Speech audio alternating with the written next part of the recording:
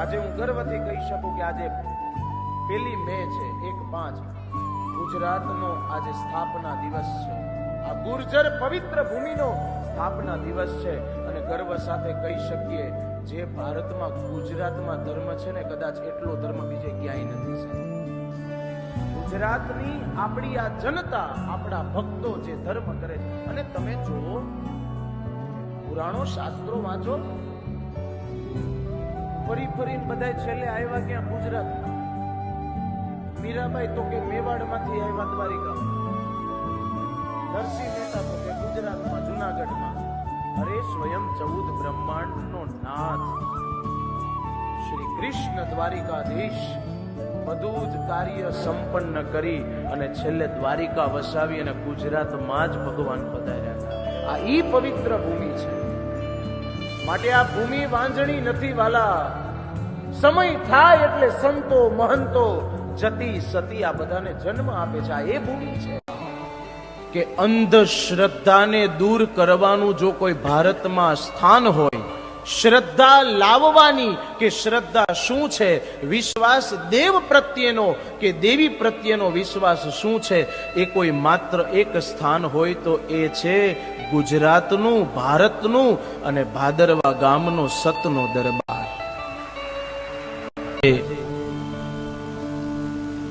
હું મારી જાતને એટલે વધારે ભાગ્યશાળી માનીશ. મેં કાલે જ વાત કરી કે વ્યવસ્થા તો પછીની વાત છે, પણ કાશી ક્ષેત્રમાં મારા ગુરુજી, મારા માતા પિતા, મારા વિજય મહારાજ, મારા જેહર જોગણી માતા અને ભગવાન દેવાધિદેવ આનંદેશ્વર દાદાની કૃપાથી આજે જે સ્થાનમાં મેં વિદ્યા અભ્યાસ કર્યો એ જ સ્થાનમાં ભગવાનના શરણમાં મને કથા ગાવાનો અવસર મળ્યો.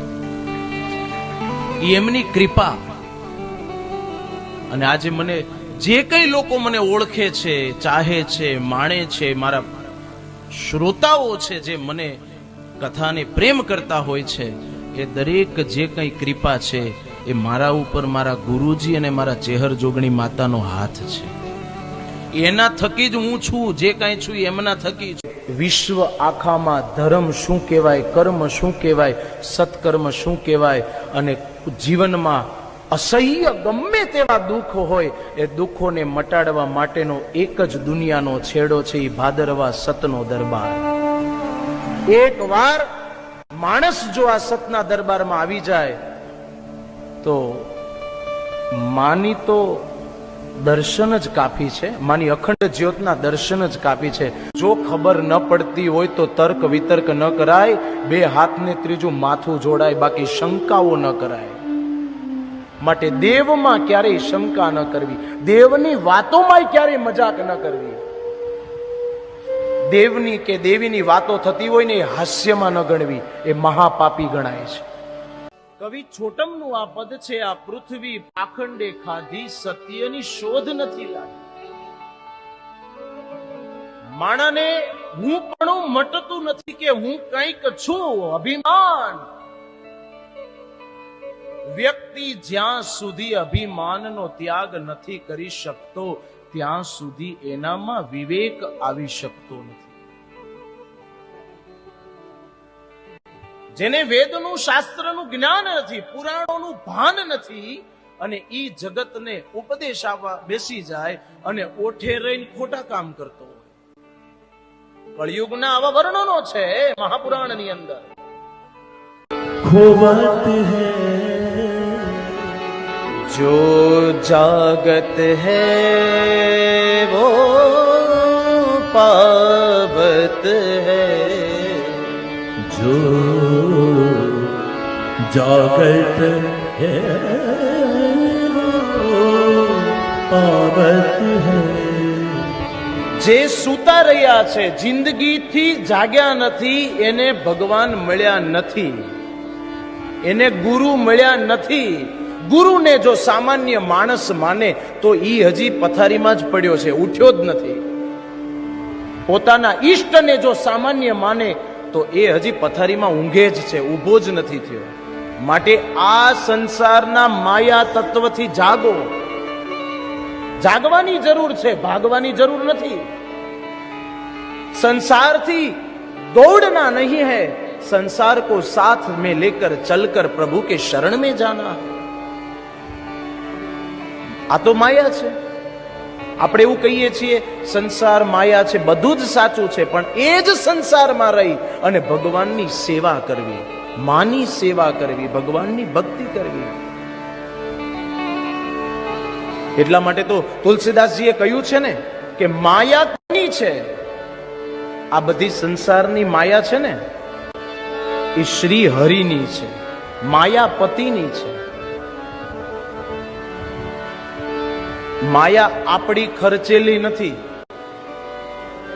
આપણા દીકરામાં, આપણી દીકરીઓમાં, આપણા મા બાપમાં, આપણા પરિવારમાં આપણને માયા થાય એ ભગવાને મૂકે છે. માયા એ શક્તિ છે. શિવરાત્રીના દિવસે પૂર્ણ રાત્રિ ભગવાનના 4 પ્રહરના અભિષેક થાય છે.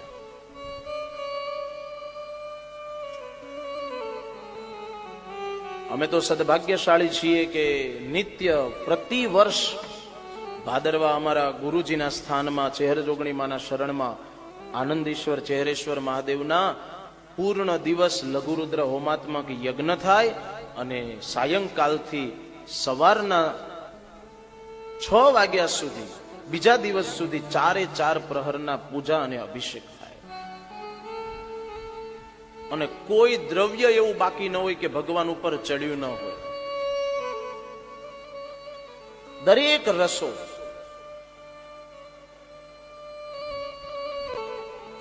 મેં શાયદ પ્રથમ દિવસના પ્રવચનમાં જ કહેલું કે નારાયણ છે એ રસરાજ છે, મહાદેવ પણ રસરાજ છે.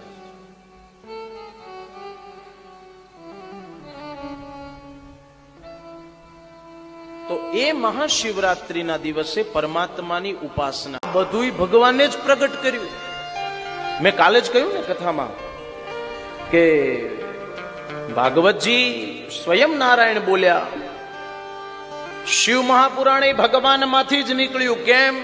તો કે બધા જ સ્વર વ્યંજન બધું મહાદેવજીએ પ્રગટ કરેલું છે. આ શબ્દ બોલીએ છીએ ને એ વાચાય મહાદેવે પ્રગટ કરી છે.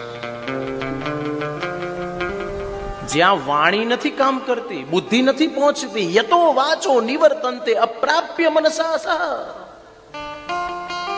માણસનું ગજુ નથી કે એને પહોંચી શકે, એના ગુણગાન પૂર્ણ કરી શકે.